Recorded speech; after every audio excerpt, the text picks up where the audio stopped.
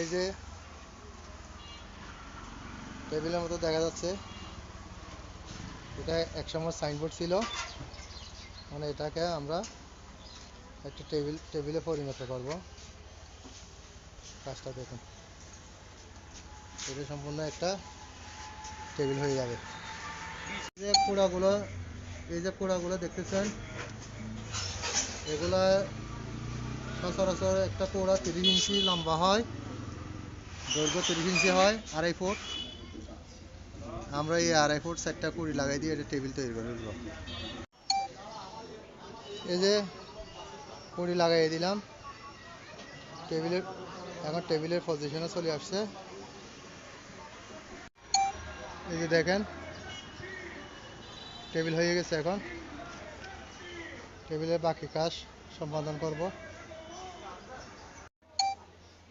দেখুন, টেবিল আমাদের রেডি হয়ে গেছে। মোড়াগুলো লাগাই দিছি, দেখেন এটা উপরের অংশ। উপরে এটা ওই সাইনবোর্ডের জন্য বানাইছিলাম, তো তেরপাল ছিল, ওই তেরপালটা রাখি দিছি আমাদের কাজের জন্য। আমরা ইলেকট্রনিক্সের এখানে রিপেয়ারের কাজ করি, মেরামতের কাজ করি আর কি। ধন্যবাদ। সবাই আমার নতুন চ্যানেলকে উৎসাহিত করবেন।